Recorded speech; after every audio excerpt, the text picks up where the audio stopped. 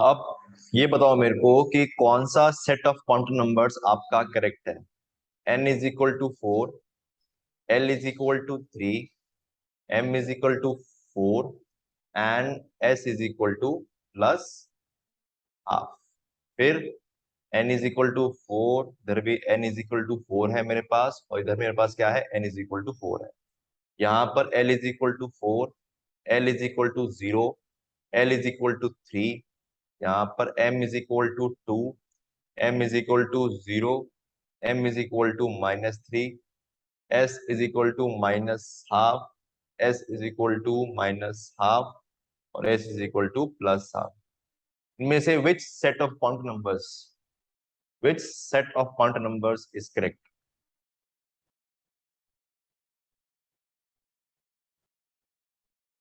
कितने सही हैं कितने गलत हैं बताओ। हाँ, दो सही हैं। कौन कौन से दो सही हैं? लास्ट वाला और ये वाला। ये गलत क्यों है सिमरन? ये गलत क्यों? m कितनी होनी चाहिए? m की वैल्यू किस में रेंज करनी चाहिए? m की वैल्यू रेंज करती है, m की वैल्यू आपकी रेंज करती है -L2 plus L, -L2 plus L में आपकी वैल्यू रेंज करती है। ये गलत क्यों है? क्योंकि n और L आपका कभी भी इक्वल नहीं हो सकता है। ठीक है, बाकी जो लास्ट टू हैं they are correct, they are correct. अच्छा, अब ये बहुत सिंपल चीज है, मतलब ये पढ़ा होता है कि मान लो मुझे ये पता करना होता है कि एक ग्रुप क्या होता है, एक what is the period number. ठीक है, तो सपोज मेरे पास, मैं बात करता हूं एस ब्लॉक की बात करता हूं। अगर मैं एस ब्लॉक की बात करता हूं तो आप नॉर्मली क्या बोलते हो कि अगर मेरा लास्ट इलेक्ट्रॉन कहां पर जा रहा है, अगर मेरा लास्ट इलेक्ट्रॉन इस केस में, if I say that my last electron it is going in s subshell, तो आप क्या बोल देते हो, that it belongs to your s block group. ठीक है, अच्छा, अब यहां पर मेरे पास दो ग्रुप्स होते हैं। कौन सा होता है? एक होता है NS1, एक होता है NS2। ये आपका होता है ग्रुप 1, ये होता है आपका ग्रुप 2। नॉर्मली ऐसे होता है। आप ग्रुप नंबर कैसे निकालते हो? Normally by seeing the number of valence electrons. ऐसे देखते हो, by seeing the number of valence electrons you calculate the group number. Exception इसमें क्या होता है? हीलियम। हीलियम क्या होता है आपके पास? Helium is 1s2, but it does not belong to S block. It belongs to zero group, or you can say group 18 of your noble gases. ठीक है, तो यहां पर आपके पास एक एक्सेप्शन यहां पर आपके पास निकल के आता है। ठीक है, अब जब बात करता हूं मैं फॉर पी ब्लॉक एलिमेंट्स, अगर मैं यहां पर बात करूं फॉर पी ब्लॉक एलिमेंट्स, तो आप यहां पर क्या बोल दोगे कि जो लास्ट इलेक्ट्रॉन है वो कहां पर जा रहा है? It is going in your P subshell. ठीक है, यहां पर हम बोल सकते हैं it is going in your last electron जो आपका है वो जा रहा है आपका पी सबशेल में।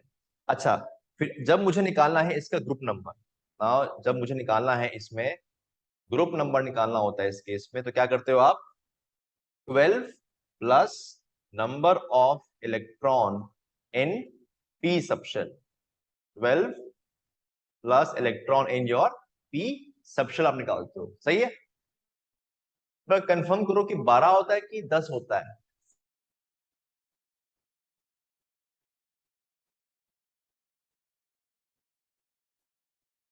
हाँ, ध्यान रखो इस चीज का। जो रमनजीत बोल रही है वो गलत नहीं होगा। जब मैं कॉन्फ़िगरेशन अगर एस और पी दोनों काउंट करता हूं, कैसे? मान लो मैं बात करता हूं एल्यूमिनियम की। अब एल्यूमिनियम का अगर मैं बोलूं कॉन्फ़िगरेशन क्या होती है, लास्ट कॉन्फ़िगरेशन क्या होती है? क्या होती है? इट इज NS2 NP1, ये होती है। जो रमनजीत कह रही है अगर मैं 10 ऐड करता हूं, 10 किस में ऐड करूंगा? वैलेंस इलेक्ट्रॉन में। सही आंसर आएगा, 10 + 3 13 हो गया। That is correct. जो मैंने लिखा आंसर वो क्या है? 12 plus number of electrons in P subshell, तो 12 + 1 13, वो भी सही है। तो वो आप पर है कि आप इसको कैसे याद कर रहे हो। अगर मैं 10 लेता हूं तो 10 करोगे, 10 plus valence electron in your element. ठीक है, अगर मैं 12 करता हूं 12, तो electron in P subshell, P subshell. तो आपकी मर्जी है कि आपको इन दोनों में से कौन सा पार्ट याद करना है। ठीक। अच्छा, ये हो गया, ग्रुप नंबर निकाल लिया हमने इसके अंदर। अब आते हैं डी ब्लॉक में। अब आते हैं डी ब्लॉक के केस में कि डी ब्लॉक में हम लोग क्या देखते हैं। डी ब्लॉक में मान लो मेरे पास कोई एलिमेंट है, पहली चीज इसमें लास्ट इलेक्ट्रॉन कहा जाता है, last electron goes into your D orbital या डी सबशेल। अच्छा, जिंक डी ब्लॉक का एलिमेंट है, नहीं है? क्या जिंक डी ब्लॉक का एलिमेंट है कि नहीं है रूपम? क्यों? जिंक बिलोंग करता है डी ब्लॉक को, बट मैं जिंक को ये नहीं कहता हूं कि वो ट्रांजिशन एलिमेंट है। फर्क है दोनों में। बिकॉज जिंक के अंदर भी अगर आप चेक करते हो configuration, it the last electron is going in your d subshell. ठीक है, ये पहली बात थी। अच्छा, अब यहां पे निकालना है मुझे ग्रुप नंबर। ग्रुप नंबर कैसे निकालते हो इसके अंदर, ये देख लो एक बार कि मेरे पास number of electron in s subshell, क्योंकि डीएस में होता है आपके पास इसके अंदर, s subshell s x plus number of electron in your d subshell. Of course d subshell आपके होती है। तो कैसे निकालते हो कि जितने इलेक्ट्रॉन आपके एस सबशेल में है दैट इज एक्स, और जितने आपके डी में है that is y, x plus y. बहुत सिंपल है, आप खुद काउंट कर लो। अगर मैं बात करता हूँ स्कैंडियम की, स्कैंडियम क्या होता है, व्हाट इज क्या होती है, डी वन एस टू, तो 3 हो गया, तो 3। टाइटेनियम क्या होता है, डी टू एस टू, 4 हो गया, 4। Chromium 5 plus 1 6, group 6। सिंपल। तो डी ब्लॉक तो भी मैंने निकाल लिया, ग्रुप नंबर आसानी से निकाल लिया। अब अगर बात करता हूं मैं एफ ब्लॉक की, अगर आपकी बात चलती है फॉर योर एफ ब्लॉक, तो एफ ब्लॉक में हम क्या बोलेंगे? अगर मैं बात करता हूं फॉर एफ ब्लॉक, तो again last electrons goes into your F subshell, which is good. लेकिन मुझे बताओ कि इसका ग्रुप नंबर क्या होता है? Yes, normally F block elements कौन कौन से होते हैं? एक आपका लैंथेनॉइड्स हो गया, एक आपके एक्टिनॉइड्स हो गए। So what is the group number for your F block? Is it fixed, या सारे जो एफ ब्लॉक एलिमेंट होते हैं उनका ग्रुप नंबर अलग होता है? सीरियम,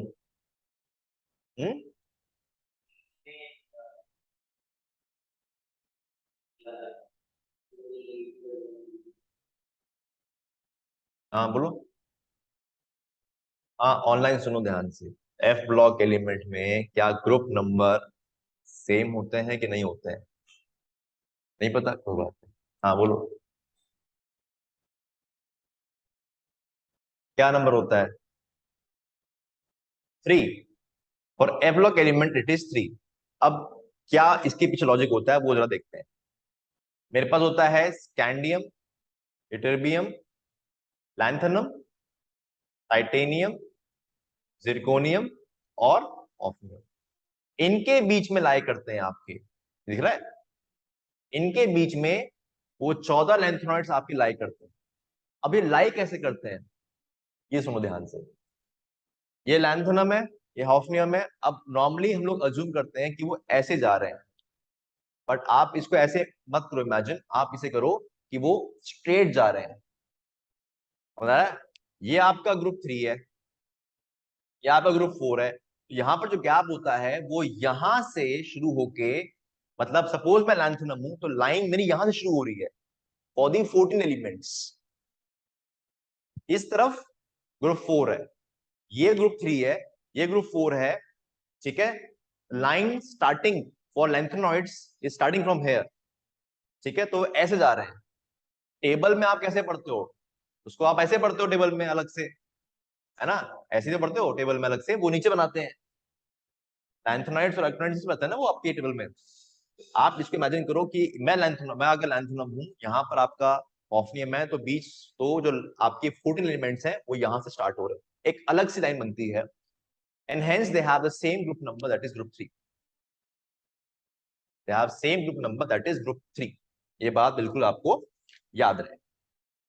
अब आते हैं हम लोग पीरियोडिक प्रॉपर्टीज के बारे में। अभी हम स्टार्ट करेंगे, आज हम पढ़ना स्टार्ट कर देंगे प्रॉपर्टीज के बारे में। बहुत सिंपल होता है, इतना कुछ मुश्किल होता नहीं है, उस पर क्वेश्चन बहुत सिंपल से आते हैं आपके पास, ठीक है।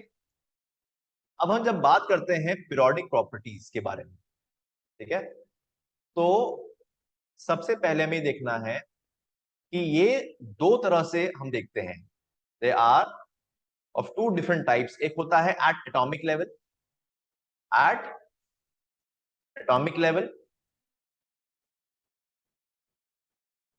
एक होता है एट मॉलिक्यूलर लेवल, एक होता है आपके पास एक एट मॉलिक्यूलर लेवल।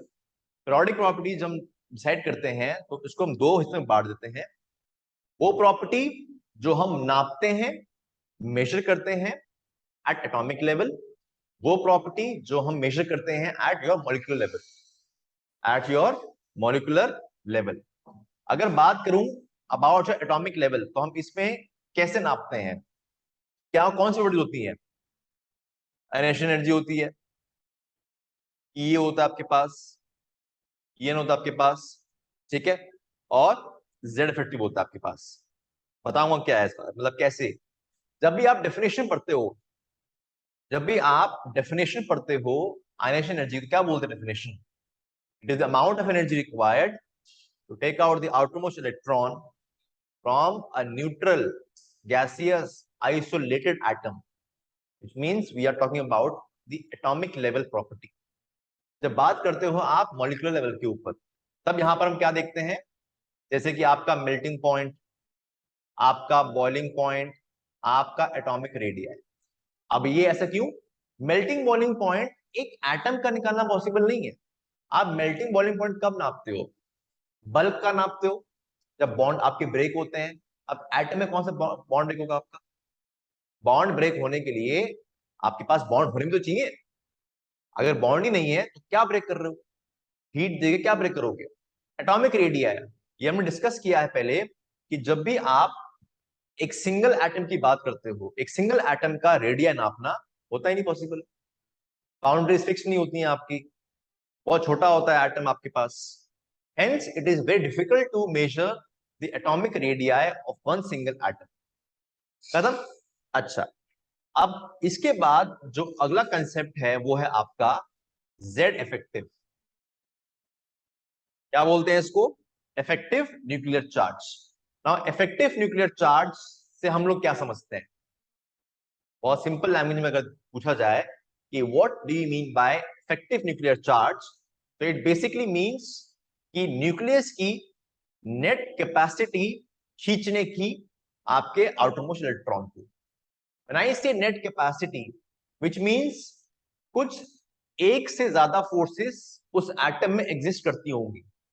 कुछ फोर्सेस होंगी आपकी पॉजिटिव में, कुछ होंगी नेगेटिव में, तब जाके हम नेट निकालते हैं, ठीक है। अब ये नेट फोर्सेस मतलब कौन सी दो फोर्स होती है एक एटम के अंदर? एक होती है अट्रैक्टिव फोर्स, एक होती है आपकी attractive force between what? Nucleus and your electron. Nucleus में क्या होता है? प्रोटॉन, इलेक्ट्रॉन पे है negative charge. Next is your repulsive force among the electrons. अगर मेरे पास मान लो कि बीच में आपने एक न्यूक्लियस बना लिया, ठीक है, बीच में आपने एक यहां पर न्यूक्लियस बना लिया, ठीक है, ये एक शेल बना दिया आपने, एक मिनट, और मान लो आपने एक और शेल बना दिया, ठीक है। अब इस केस में आपके पास ये फर्स्ट शेल है, यहां पर आपके पास इलेक्ट्रॉन मौजूद है, फिर आपके पास एक और शेल है, यहां पर आपके पास इलेक्ट्रॉन्स मौजूद हैं, फिर आपके पास आउटर मोस्ट शेल भी है, जहां पर भी आपके पास कुछ इलेक्ट्रॉन्स मौजूद होंगे। तो what we observe here is कि आप देख सकते हो इस केस में कि आपके पास दो तरह की फोर्स इन्वॉल्व रहती है। एक कौन सी? एक हो गया आपकी इसके बीच में अट्रैक्टिव फोर्स, बहुत सिंपल सी बात है। और कौन सी फोर्स इसमें एग्जिस्ट करती है? अगर मैं बात करता हूं अबाउट अदर फोर्सेस, तो यहां पर आप देख सकते हो कि जैसे कि इनके बीच में रिपल्सिव फोर्स, इनके बीच में रिपल्सिव फोर्स, ऐसे। तब हम बात करते हैं कि नेट कैपेसिटी क्या होगी। तो अगर मान लो अट्रैक्शन पॉजिटिव में है, रिपल्शन नेगेटिव में है, तो नेट क्या आएगा, आपको कुछ वैल्यू आएगी, but net is always positive. अगर आप मुझसे पूछते हो कि सर कि अगर एक तरफ अट्रैक्शन भी है एक तरफ रिपल्शन भी है, इलेक्ट्रॉन बाहर चला जाए, रिपल्शन बढ़ जाए, बाहर निकल जाए, बट नॉर्मली क्या होता है, attractive force is greater than your repulsive force, तभी तो एटम एग्जिस्ट कर रहा है, तभी उसमें इलेक्ट्रॉन जो है वो बैठे हुए हैं आपके आउटर मोस्ट शेल में। खत्म, सिंपल। अच्छा, अब आप जेड इफेक्टिव निकालते कैसे हो, आप निकालते हो Z effective is equal to Z minus S, या आप बोल सकते हो Z minus sigma. What is sigma? Sigma is your Slater constant या शील्डिंग कांस्टेंट, ये होता है आपके पास। अब when I talk about this Z effective, तो शील्डिंग कांस्टेंट मतलब क्या है, शील्डिंग कांस्टेंट की क्या जरूरत है। मेरे पास बीच में न्यूक्लियस है, मान लो मेरे पास बीच में न्यूक्लियस है और आउटर मोस्ट शेल में इलेक्ट्रॉन पड़ा हुआ है और बीच में कुछ दीवारें हैं। अगर मान लो बीच में कुछ दीवारें ना होती या बीच में इलेक्ट्रॉन्स नहीं होते, तो डायरेक्टली क्या होता, न्यूक्लियस उस इलेक्ट्रॉन से इंटरेक्शन कर लेता विद फुल न्यूक्लियर चार्ज। तब आप बोल देते, मान लो उस टाइम, मान लो उस टाइम न्यूक्लियस में 10 प्रोटॉन है, तो उसमें हम बोलते कि विद द वैल्यू ऑफ 10 आपका न्यूक्लियस उस इलेक्ट्रॉन को खींच रहा है, एग्जैक्टली 10 वैल्यू के साथ वो आपका इलेक्ट्रॉन खींच रहा है। 10 क्यों बोल रहा हूं मैं इसमें, फॉर्मूला क्या है, Z minus S. What is Z here, what is Z here, it is atomic number, मतलब प्रोटॉन्स भी उसमें वही होता है सेम। तो Z फैक्टर मतलब 10 माइनस 0, 10 आ गया। लेकिन आपका स्ट्रक्चर ऐसे एग्जिस्ट करता नहीं है, ये तो एक हमने ऐसी केस बना दिया कि बीच में कुछ है नहीं, एक्चुअल में बीच में कुछ इलेक्ट्रॉन्स होंगे, दीवारें होंगी जो रोकेंगी उसके अट्रैक्टिव पुल को और द आउटरमोस्ट इलेक्ट्रॉन। उस अट्रैक्टिव पुल को जो भी आपका लगने वाला है वो रुकता है बिकॉज ऑफ दी शील्ड्स और इलेक्ट्रॉन्स या दीवार, जो भी आपको बोलना है, ठीक है। फिर आप इसको करते हैं calculate, that is called shielding constant, and this varies depending upon कि आप जेड इफेक्टिव किस इलेक्ट्रॉन का निकाल रहे हो, फॉर एस सब्शन, फॉर पी सब्शन, या डी या एफ के लिए, ठीक है। याद है वैल्यूज, हाँ बेबी, स्लेटर रूल याद है ना, बताना जरा मैं भी सुनूं।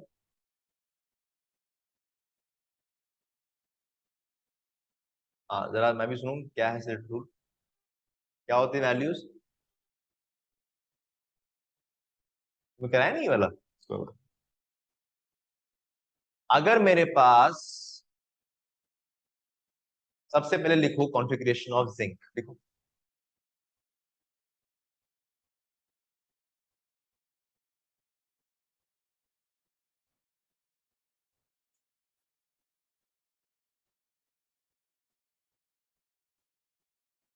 लिखो लिखो शाइन, जिंक की कॉन्फ़िगरेशन, ये तो आती होगी तुमको, ये भी नहीं आती है, हैं?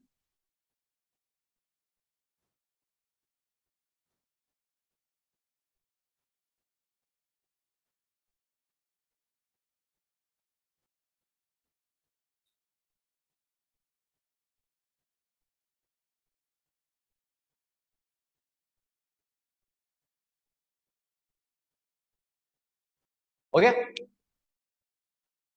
अगर मेरा, मैं सवाल पूछता हूं इसमें कि I have to calculate the effective nuclear charge for the s या फॉर दी 4s, हाँ बी स्पेसिफिक, वो आपसे पूछेगा for 4s, for 3p, for 3s, इसको सवाल करना कैसे है। अच्छा पहली चीज एक और, नॉर्मली जब आप लिखते हो कॉन्फ़िगरेशन, ये लिखा है, मैंने इसको मॉडिफाई किया है, कैसे, आप लिखते हो 4s पहले and then you write 3d।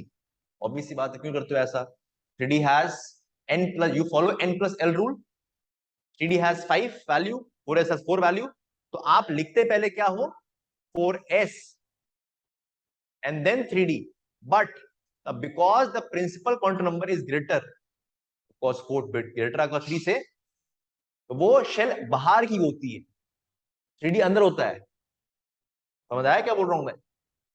जब भी आप फॉलो करते हो स्लिटर रूल, आप सबसे पहले जो कॉन्फ़िगरेशन होती है उसको आप अरेंज करते हो with respect to your principal quantum number, 1 2 3 4 5 6 ऐसे करके। ऐसे क्या देखो, मैंने 1 को अलग कर लिया, 2 को अलग कर लिया, 3 को अलग कर लिया, 4 को अलग कर लिया मैंने। अब अगर मैं आपसे ये कहता हूं कि calculate the effective nuclear charge for the S, for the 4s electron, for the 4s electron. अब 4s में यहां पर इलेक्ट्रॉन कितने हैं? 2। मुझे क्या निकालना है? तो एक को पकड़ा अलग, तो उसको साइड कर दिया, कितने बचे? 1। तो यहां पर हम देखते हैं कि वट एवर एस सबशेल और पी सबशेल, जिसे आप बोलोगे nth शेल, वहां पर it has the contribution of 0.35। एक इलेक्ट्रॉन हो गया तो 0.35 इंटू 1। अब इससे कम वाली शेल कौन सी? n-1 वाली शेल। अगर वो 4 है, what is n here? What is n here? n here is principal quantum number. Online n इसमें प्रिंसिपल क्वांटम नंबर है, ठीक है? सो यहां पर क्या रहेगा आपके पास? n-1 इज इक्वल टू 0.85 का यहां पर कंट्रीब्यूशन रहता है। ये कलर क्लियर है तुम्हारे लिए ना? दिखाई दे रहा है कलर, ये वाला येलो कलर? ये ब्लैक करूं? ब्लैक, ठीक है। और अब 4 n था, 3 n-1 था, उसके बाद क्या बचे? n-2 n-3। तो इसके अलावा जो शेल बचे आपके पास n-2 n-3, उनका कंट्रीब्यूशन होता है 1 का। सिंपल, बहुत सिंपल हो गया। अब अगर मैं करता हूं कैलकुलेशन, तो यहां पर क्या आएगा? इधर आएगा 0.35 इंटू 1, 10 इंटू सॉरी 18 इंटू 0.85, और यहां पर कितना आएगा? 10 इंटू 1। ये जो आप निकालोगे value, this value will be equal to sigma या शील्डिंग कांस्टेंट एस। आ गया? सॉल्व करो बैठ के इसको। कैन यूज फोन, क्योंकि नेट में फोन कैलकुलेटर मिलता है, फोन कर लो इस्तेमाल। ज्यादा दिमाग करोगे इस्तेमाल तो कहीं खर्च ना हो जाए है। चलो ठीक है, ये कर लोगे आप। क्या आंसर आया? यहां पर सिग्मा क्या आएगा इस केस में? For this case sigma will be around 4 point कुछ आएगा। देखो सॉरी 4 पॉइंट नहीं, देखो 26 कुछ आएगा।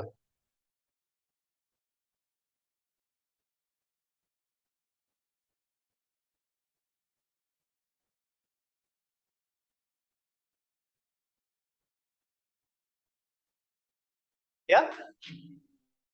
25.65। तो z कितना आएगा? Sorry sorry, z effective.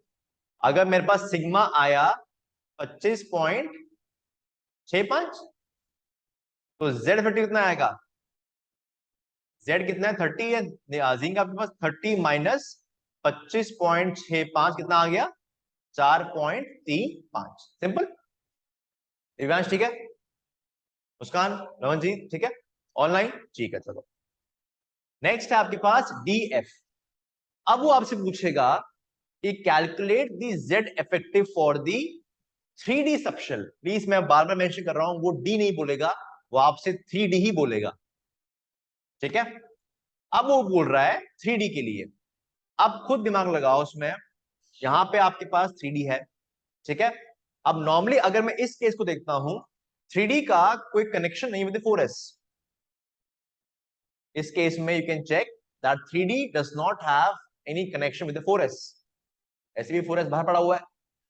4s तो अगर ये 3D है, ये 4s है, तो 4s का कोई इंफ्लुएंस नहीं होगा इस इलेक्ट्रॉन के ऊपर। होगा कि नहीं होगा? नहीं होगा। क्यों? ये इलेक्ट्रॉन 3D वाला, ये अट्रैक्शन महसूस कर रहा है विद न्यूक्लियस, तो इसके अंदर वाली चीज से इंपॉर्टेंट है। मैं जो बाहर पड़ा है उसका कोई रोल नहीं है हमारे पास, तो इसलिए इस चीज को मैं यहां पर कट कर देता हूं। अब उसने बोला डी, अगर आपका शेल में जिस सब शेल में डी और एफ में इलेक्ट्रॉन पड़ा हुआ है, ठीक है, एन डी और एन एफ, उसमें कॉन्ट्रीब्यूशन कितना होता है? 0.35 का do you have the contribution. उस सबशेल को छोड़ के जितने भी इलेक्ट्रॉन्स बचेंगे आप, ठीक है, rest all rest is having contribution 1। मतलब क्या हुआ उसका, ये देखो जरा। मतलब अगर मैं अगेन फिर से, अब इस केस में द डी हैज 10 इलेक्ट्रॉन्स, मुझे निकालना एक का, एक को पकड़ा साइड कर दिया, तो यहां पे क्या करोगे? 9 इंटू 0.35। सिर्फ इसको आपने अलग से देखा। अब इसके अलावा जितने भी हैं मेरे पास, उनको आप मल्टीप्लाई, कितने बचे? 18 बचे। 18 इंटू 1 समझ आ गया? सिर्फ उसको छोड़ के जितने बाकी बचे हैं, इररिस्पेक्टिव ऑफ कि प्रिंसिपल क्वांटम सेम है कि नहीं है, आप सिर्फ डी को देखेंगे या एफ को देखेंगे, उसमें कितने इलेक्ट्रॉन्स हैं, मल्टीप्लाई विथ 0.35, उस सबशेल के बाहर जो भी इलेक्ट्रॉन्स हैं उनको अगर मल्टीप्लाई 1 से, खत्म। ये डी और एफ के लिए सेम कहानी हो गई। चलो, अगर ये बात तुम्हें समझ में आ गई है तो जल्दी से एक और लास्ट चीज, मान लो मेरे पास उसने पूछा हीलियम का, पूछ लिया उसने, व्हाट इज हीलियम? 1s2। ये एक अलग से केस है। अगर मेरे पास सिर्फ और सिर्फ कॉन्फ़िगरेशन 1s की दे रखी है, सिर्फ और सिर्फ they have given the configuration 1s, ठीक है, 1s2 सॉरी, यहां अगर पूछता है कि what is the Z effective, तो यहां पर the contribution of one electron is 0.30, बस। तो यहां पर अगर निकालते हैं जेड इफेक्टिव, कितना आएगा? 2 माइनस, एक इलेक्ट्रॉन है, एक को साइड कर चुका हूं मैं ऑलरेडी, कितना आएगा? 2 माइनस 0.30 इज इक्वल टू 1.7। अब यहां पे एक गलती मत करना, ये केस इसका है हीलियम का। अगर मैं आपसे केस पूछता हूं लिथियम प्लस का, lithium plus, again what is lithium plus? 1s2, same कहानी आएगी। अगर मैं आपसे पूछता बेरिलियम प्लस 2, वो भी सेम कहानी बनती, ठीक है। ये चलो खत्म। अब मेरे को तुम लिथियम, बेरिलियम और बोरॉन, तीनों केस का फटाफट से जेड इफेक्टिव निकाल के बताओ, जल्दी से बताओ, डू इट।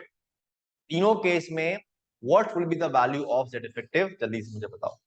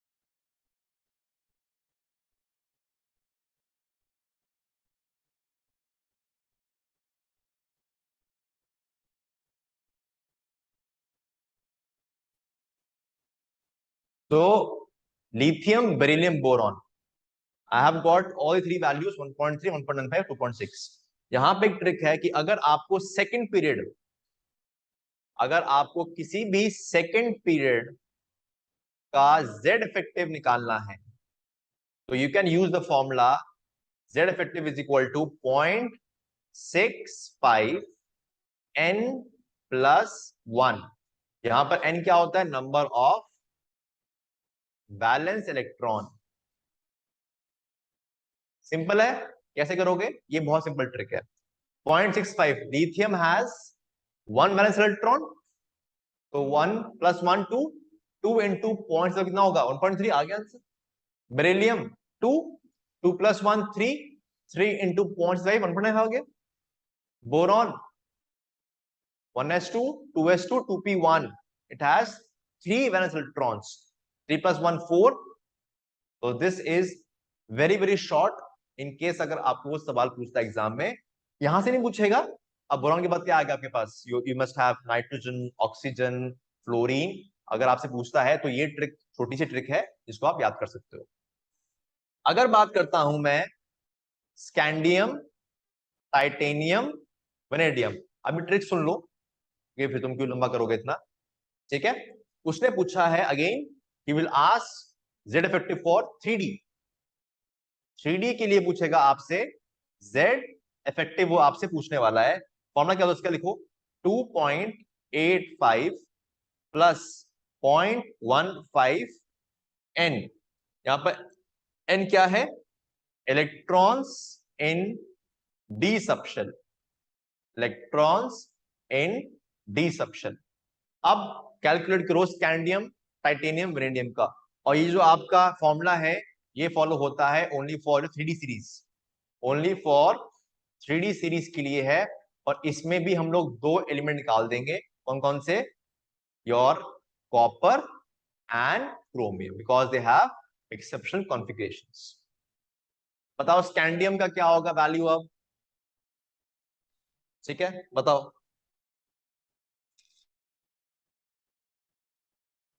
कितना पता नहीं, चेक कर लो, मुझे क्या होना पड़ा मेरे को। 3। टाइटेनियम कितना बन रहा है?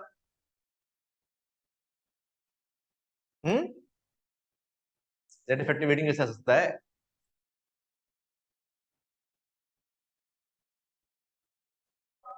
अरे जेड इफेक्टिव निकाल रहे हैं, कैसे निकालते हो?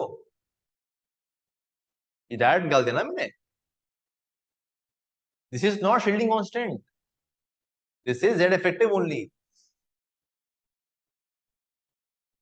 कितना आ रहा है? ओके, वेनेडियम कितना आ रहा है? 3.30। सबका मैच करके आंसर नहीं किया मैं शाहीन, कैलकुलेटर यूज करो तो तुम तो है तब भी तुझसे मैच नहीं हो रहे आंसर ये वाले, ठीक है। चलो, अब नेक्स्ट जो क्वेश्चन हमारे मन में आता है, जैसे कि पेरीफेरी, पेरीफेरी सिलेटर रूल के क्वेश्चन प्रैक्टिस करना तो इतना कुछ इंपॉर्टेंट है नहीं, बहुत सिंपल चीज है। कैसे निकालते हो फॉर्मूला बताना चाहिए, सारे क्वेश्चन खुद कर लोगे बैठ के, ठीक है। ये लास्ट है इसका, पेरीफेरी। व्हेन आई से पेरीफेरी, फॉर एग्जांपल उसने बोला कि calculate the effective nuclear charge for the electron that is present in the periphery. अब वैसे what is nitrogen? 1s2, 2s2, 2p3। वो क्या कह रहा है कि एक इलेक्ट्रॉन में भी शायद और होगा, ऐसी बोल रहा है वो। और वो आउटर बाउंड्री पे है, अंदर नहीं, आउटर बाउंड्री पे है। जब हम उसकी निकालते हैं इफेक्टिव, तो आप सभी को काउंट करोगे आप। अब ये नहीं करोगे कि पी में से एक निकालूंगा छोड़ दूंगा, नहीं। वो क्या बोल रहा है कि मेरे पास एक एक्स्ट्रा इलेक्ट्रॉन है यहां पर कहीं पर, मुझे इसके लिए निकालना है, बस। कैसे करोगे? मेरे पास पी है, ये क्या है? 2n2, ठीक है। They have same principal, quantum number. तो 5 इंटू 0.35 प्लस n-1, 2 इंटू 0.85, ये क्या आ गया? Sigma z minus sigma. समझ आ गया? बहुत सिंपल था।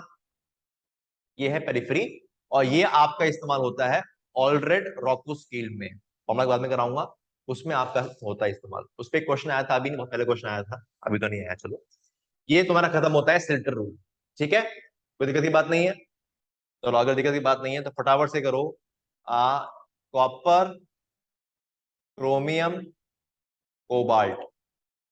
कॉपर में तुम लोग कैलकुलेट करो, तुम्हारा 4s के लिए, 3d के लिए। क्रोमियम में करो 3d के लिए, कोबाल्ट में करो 3D के लिए, 4S के लिए। चलो करो। अगर मैं कॉपर की बात करता हूं, कॉपर की क्या होती है कॉन्फ़िगरेशन?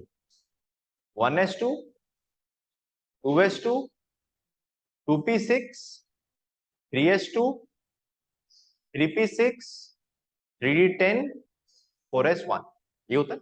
मैंने क्या बोला? मैंने बोला 4s के लिए। अब 4s में एक प्रोटॉन मौजूद है, आपने उसको सेट कर दिया, लेकिन एक्चुअल में ये है तो nth शेल ना, इसकी मैं बात कर रहा था। तो ये क्या बना? n-1। ये क्या हो गए? Rest shell. तो ये कितना होगा? 0.85 इंटू 18 है, 18 है, 1 इंटू 10। अब ये गलती करी होगी कि तुमने 18 से किया multiply 0.354, that is not correct. समझाया रूपम? 4 ऐसे निकाल रहे हैं, मैं कर तो रहा हूं। रूल क्या था एस और पी के लिए? रूल ये था कि मैं जिस सबशेल की बात करता हूं दैट इज nth शेल, उसमें इक्वल एक ही है, उसको मैंने पकड़ा, अलग कर दिया, कितने बचे? बचा कुछ भी इसमें? जीरो बचा, जीरो बचा उसमें। 0 इंटू 0.35 करोगे, विच इज जीरो, जीरो। अब n-1 में आ जाओ, 3D 3p 3s, फिर n-2 n-3, वो अलग केस हो गया, 0.85 देन 1। अब अगर मैं यही पूछता 3D के लिए, दैट इज सिंपल, वो तो बहुत सिंपल ही है। डी में आपने सिर्फ इसको देखना है कि 10 है इसमें, एक को पकड़ा, अलग कर दिया, तो 9 इंटू 0.35, कितने बचे इसके अलावा? 18 बचे, 18 इंटू 1, खत्म ना। तो वो लगा लो। मैंने बताया था शायद वो हमला इस्तेमाल नहीं होता है, कॉपर क्रोम नहीं करते इस्तेमाल। क्या इंद्र अभी जिसको बताया है, कोई बात नहीं, रिकॉर्डिंग में जा रहा है, देखो सुन लो ऑनलाइन। कुछ नहीं बोला मैंने, ठीक है। अब आओ क्रोमियम के लिए, तो सिंपल है, 3d5 4s1, एस को भूल जाओ, तो 4 इंटू 0.35, 18 इंटू 1, खत्म। कोबाल्ट 3d8 होता है, सॉरी 3d7 होता है, एंड 4s2 होता है। अगर 3d पूछ रहा है, सिर्फ डी को देखा, एक को बाहर निकाला, 6 बच गए, 6 इंटू 0.35, 18 इंटू 1, 4s2। अब एक को पकड़ा, बाहर निकाला, अभी भी एक बचा हुआ है, तो 1 इंटू 0.35, फिर 0.85, फिर 1 आ गया। आ गया आंसर? बताओ क्या आंसर है? टाइम बोलेगी आंसर, हाँ पहले बताना कॉपर का फोरस में आंसर क्या आ रहा है, कोई नहीं बोलेगा।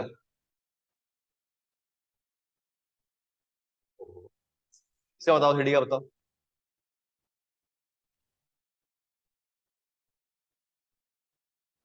बोलो सुन, सब बताओ।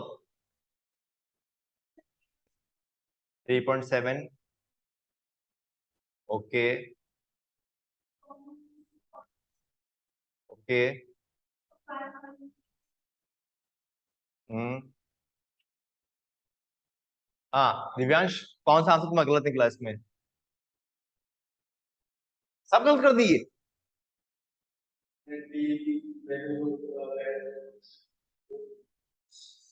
चलो कोई बात नहीं, उन्होंने तो किया ही नहीं हुक्म, गलत तुम्हारे भी गलत, रमन जी सब गलत। सब सही है ना? मुस्कान,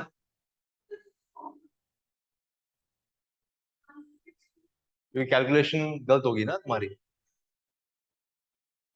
क्या आंसर तुम बताओ, तुम बताओ। अरे जेड इफेक्ट निकालना है मुस्कान, ये हम तुम बोल रहे हो शील्डिंग निकाल रहे हो। इतना स्ट्रेस ले रहे हो तुम लोग हैं, एग्जाम दूर है अभी। वो शील्डिंग निकाल रही है, वो जेड इफेक्ट निकाल रही है। कैसे करेगा? 25 और 3 तो मैच करेगा ही नहीं ना। ऐसा है, मेरी बात सुनो, इतना स्ट्रेस लेने की जरूरत नहीं है। ये क्वेश्चन कहीं नहीं आ रहा है। ठीक है, पहली बात, ये तो ऐसे मैं करा रहा हूँ कि चलो सिलेबस में था, कुछ कराना तो होता ही है टीचर को। तो ये मैं करवा रहा हूँ। अगर ऐसा क्वेश्चन आएगा भी तो वो आएगा तुम्हारा ऑलरेड रॉको स्केल में आएगा। तुमसे पूछेगा what is the value of electronegativity, उसमें इस्तेमाल होगा तुम्हारा। एक तुम्हें एलिमेंट देगा, फिर तुमसे निकालेगा ये, फिर वो तुम वहां पे अप्लाई करोगे। ऐसे कभी डायरेक्ट क्वेश्चन नहीं आएंगे जिंदगी में तुम्हारे नेट में, इतना सिंपल नहीं है नेट। और अगर पूछेगा भी ना तो क्या पूछेगा, कॉपर प्लस वन बोलेगा, ये बोलेगा ऐसे, ऐसे बोलेगा ताकि तुम्हें कंफ्यूज करे। कोबाल्ट प्लस टू है, थोड़ा टर्म निकाल दिया, आप क्या करेंगे। अब कोबाल्ट प्लस टू है मान लो, सपोज, क्या बन गया। अब यहां पर जो बच्चे गलती करेंगे वो क्या करेंगे, इलेक्ट्रॉन निकालेंगे। कुछ बच्चे क्या करेंगे, they will take out electron from D subshell, D5 कर देंगे, S2 कर देंगे, S2 वही रहने देंगे। अब खुद दिमाग लगाओ मेरे, तुम यहां पे देखो कॉपर और कोबाल्ट को जरा देखो, ठीक है, कॉपर और कोबाल्ट को जरा देखो। इस केस में अगर मुझे कॉपर और क्रोमियम, सॉरी, कॉपर और कोबाल्ट में इलेक्ट्रॉन को निकालना है, तो मैं कहां से प्रेफर करूंगा, डी से कि एस से। एस से क्यों, क्यों,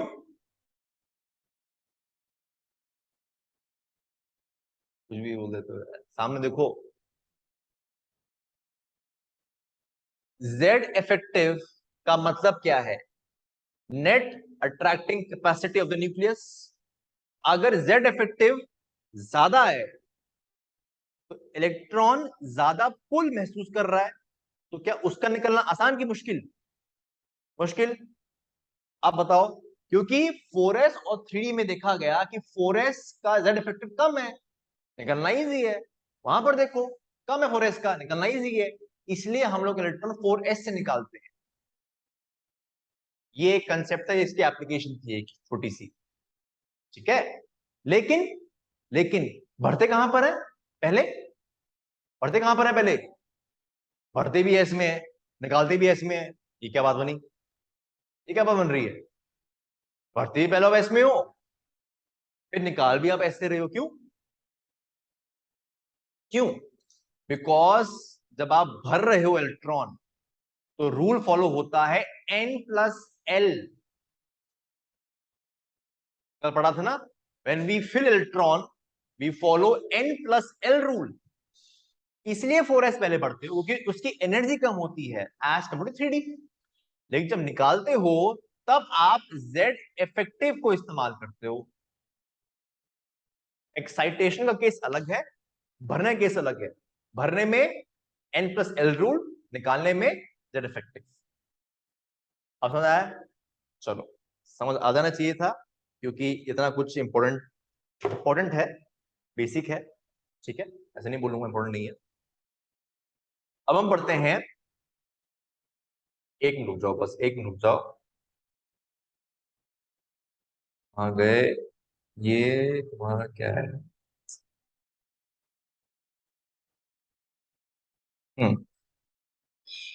क्लियर है ना, ठीक है, ठीक है, और कर लूं उसको, दिखाई दे रहा है क्लियर, ऑनलाइन दिखाई दे रहा है, नहीं दिखाई दे रहा है, ठीक है, अभी दिखाई दे रहा है।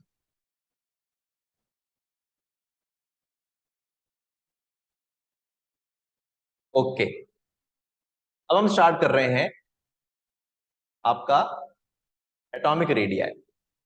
इजी है, ठीक है, सर तो अभी आए नहीं है, तो हम पढ़ते हैं। एटॉमिक रेडिया, वैसे कंसेप्ट क्या होता है, हम एक एटम का रेडिया नहीं नापते बिकॉज वो छोटा होता है, ठीक है, और इलेक्ट्रॉन एक्चुअली बाउंड्रीज फिक्स नहीं होती हैं आपकी एक एटम की, किसी भी एटम की बाउंड्री फिक्स नहीं होती है आपके पास, क्लाउड होता है वैसे basic. So normally we calculate different types of atomic radii. पहला है आपका कोवलेंट, वेंट्रवॉल, मेटालिक और आयनिक। फर्क क्या होता है, बहुत सिंपल है। In covalent you have overlapping of the atoms, metallic में जस्ट टच करते हैं, इन वेंट्रवॉल दूर होते हैं, ठीक है। तो if I compare the radii, van der Waals is greater, फिर आता है मेटालिक, लास्ट में है कोवलेंट। क्यों, because in covalent there is overlapping, metallic में जस्ट टच करते हैं, वेंट्रवॉल में दूर होते हैं। डायग्राम देखो जरा, बॉन्ड लेंथ और bond strength. If I compare the bond length, if I compare the bond length, so actual में हम देखेंगे van der Waals is greater than metallic than covalent, and strength में क्या होगा, रिवर्स। ऑब्वियसली बात है, इसमें बॉन्ड लेंथ ज्यादा होगी, उसको ब्रेक करना इजी रहेगा, उसका स्ट्रेंथ कमजोर होता है। और जब आप बात करते हो कि कैसे निकालते हो रेडियाई, सिंपल देखो, इसका सेंटर लिया, सेंटर इसका लिया, नापा डिस्टेंस r, तो see R here is r/2।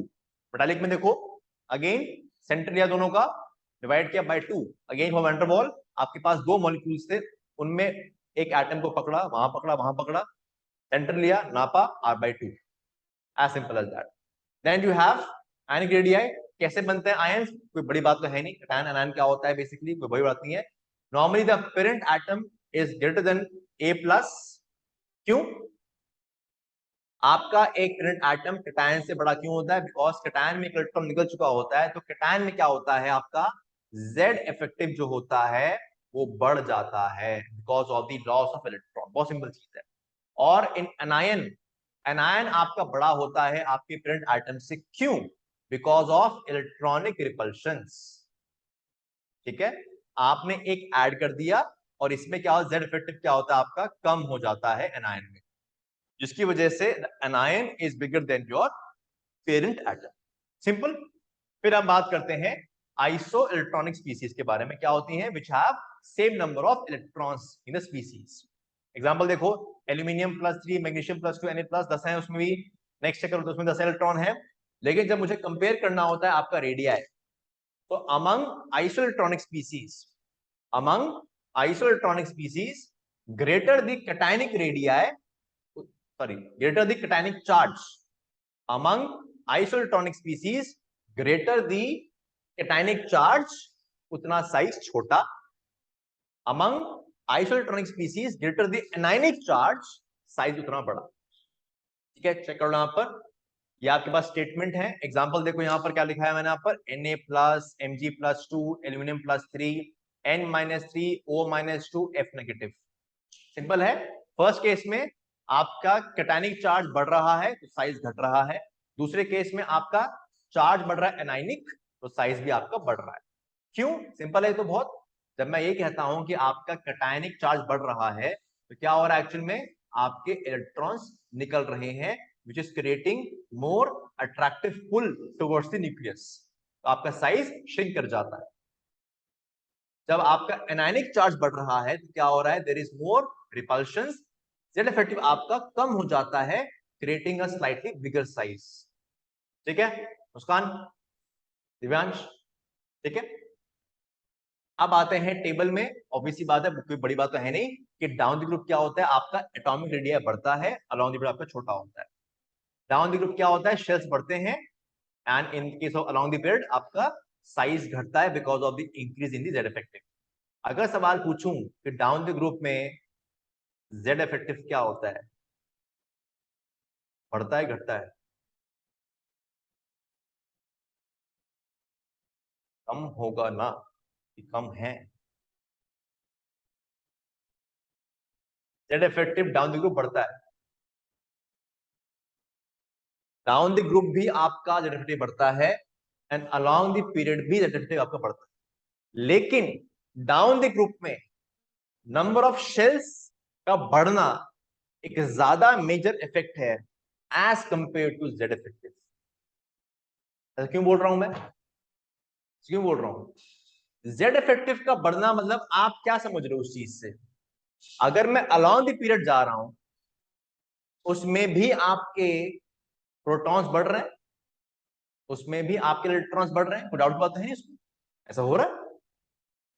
Down the group में क्या हो रहा है, उसमें भी प्रोटॉन बढ़ रहे हैं और इसमें भी इलेक्ट्रॉन बढ़ रहा है। क्या फर्क है? लिथियम में 3 थे, 3 3, सोडियम में 11 11, पोटेशियम में 19 19, ये चल रहा है ना, 19 प्रोटॉन 19 इलेक्ट्रॉन, ऐसे चल रहा है।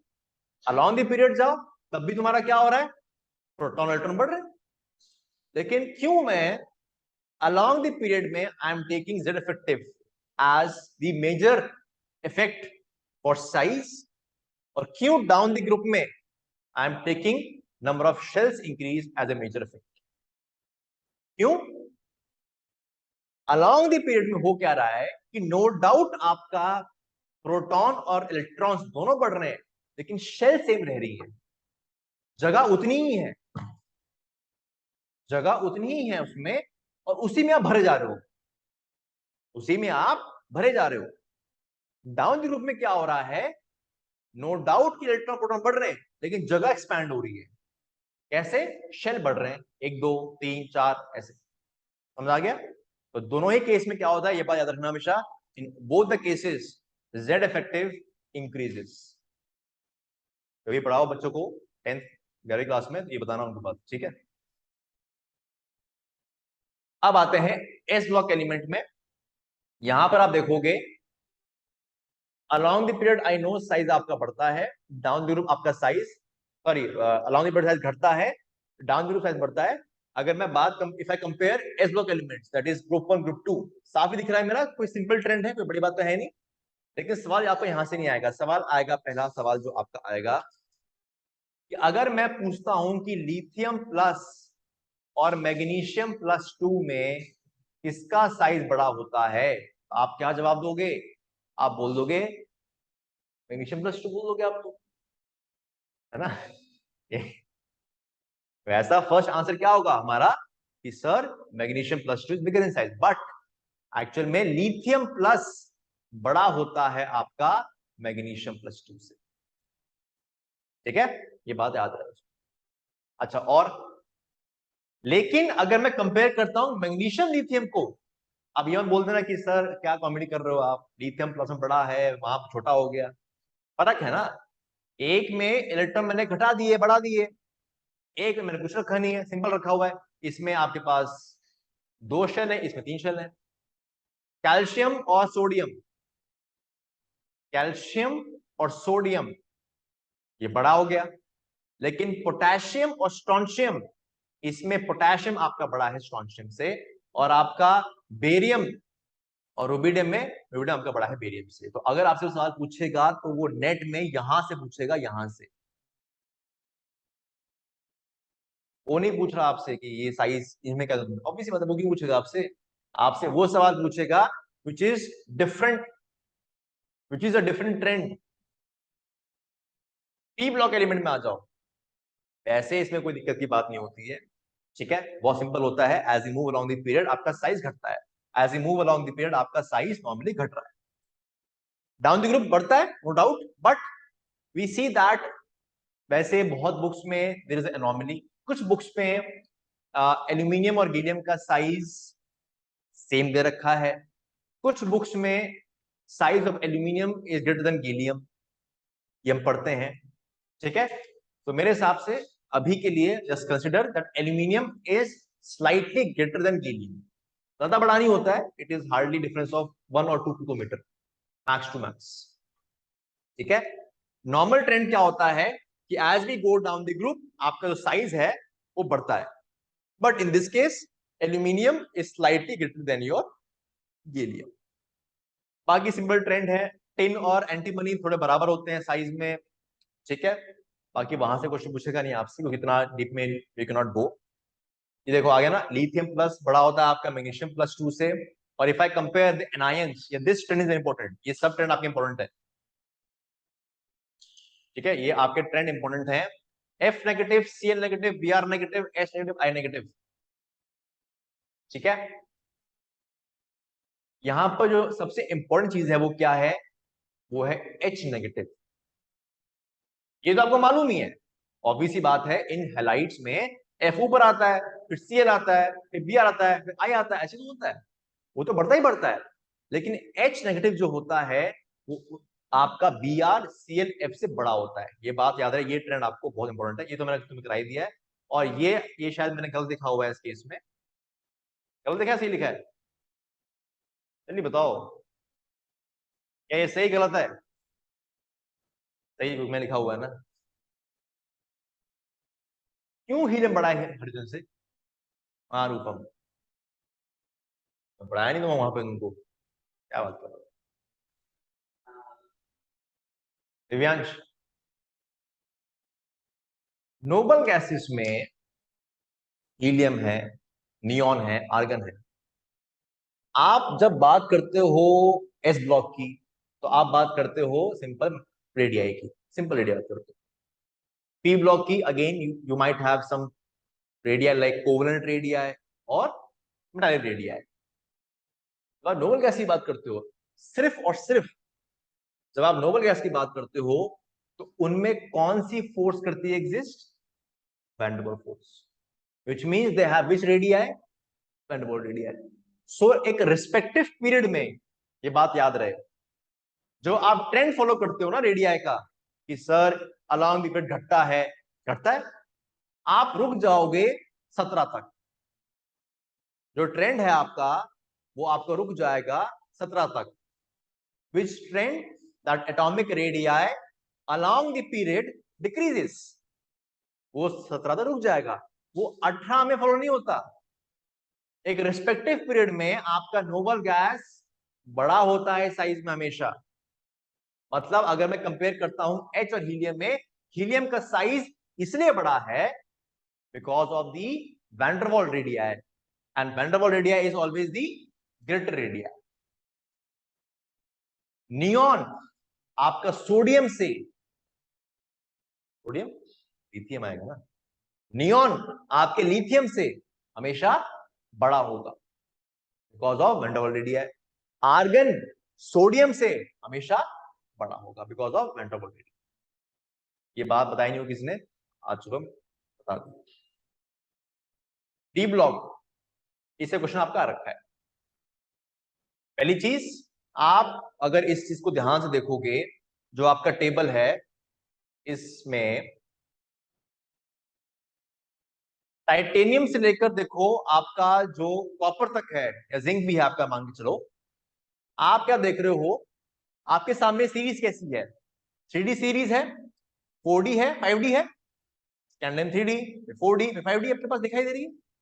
आप क्या देख रहे हो कि 4D 5D का साइज जो है ऑलमोस्ट इक्वल होता है, and this is because of the contraction, you can say lanthanide contraction. ठीक है, इस पे क्वेश्चन आपका आ रखा हुआ है, या आपको उसने पूछा हुआ है कि ज़िरकॉनियम, हैफ्नियम और एनबी और टैंटलम में, उनमें क्या कॉमन चीजें हैं? They have similar atomic radii because of lanthanide contraction, और you can say the contraction. ठीक है, बाकी if I go for along the period, again इतना मुश्किल ट्रेंड याद करना थोड़ा बिकम्स डिफिकल्ट। ठीक है, तो बस इसमें एक बात देखने कि आपका क्रोमियम, मैग्नीज और आयरन, क्रोमियम, मैग्नीज और आयरन जो है दे हैव सिमिलर रेडियाई, इतना पता होना चाहिए, बाकी तो आपको वैसे भी याद नहीं, मुश्किल आता है। And remember for this one, इस वाले केस में we follow a normal trend, that is down the group आपका साइज। ठीक है, बस ये आपका हो गया डी ब्लॉक एलिमेंट के लिए। बाकी चलो करें क्वेश्चन, हो जाओ फिर। 6 साइज ऑफ, क्लियर है ना? दिक्कत तो नहीं है? क्लियर नहीं है? अच्छा, size of D orbitals in silicon, phosphorus, sulphur and chlorine कौन सा ऑर्डर फॉलो करता है? यस रूपम, आंसर। कोई नहीं बोलेगा।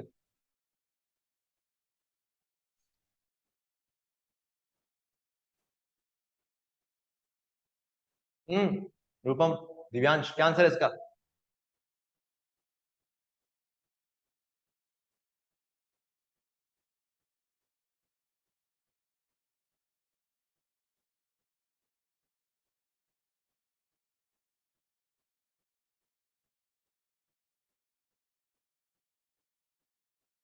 Online you can give answer in chat box. ठीक है, आंसर आया है? देखो, फोर्थ रूपम, और सिंपल है, अलोंग द पीरियड साइज घटता है आपका, तो सिलिकॉन इधर है, इधर फॉस्फोरस है, सल्फर है, क्लोरीन है, साइज घटता है along the period, silicon greater, phosphorus, sulphur, chlorine, answer fourth. Good.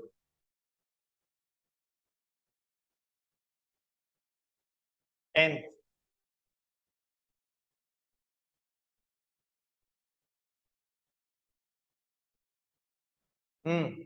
Shaheen,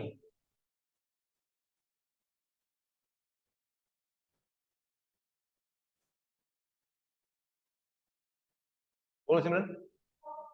third, of course anionic is greater, फिर आपका न्यूट्रल है, कैटायन छोटा होता है, कोई बड़ी बात नहीं इसके अंदर। ठीक है, सिंपल क्वेश्चन है। दो क्वेश्चन आई के देखो, आ गया ना क्वेश्चन? इसमें आपका रेडियाई सिमिलर है, मिल गया आंसर। जिरकोनियम है, सॉरी है नहीं इसमें। एक ये हो जाएगा हमारे पास, एक ये हो जाएगा हमारे पास, ये नहीं होगा, ये नहीं होगा। लैंथनम और ड्यूटेरियम, लैंथनम उधर होता है, एलयू इधर होता है, साइज घटता है थोड़ा सा। Lanthanum is greater then deuterium. Scandium अभी देखा, स्कैंडियम ड्यूटेरियम साइज बढ़ता है, आपका कोई बड़ी बात नहीं इसमें। आंसर क्या है? A and B only. चलो आज के लिए बस काफी है, थोड़ा रेस्ट भी लेना तुम लोग को।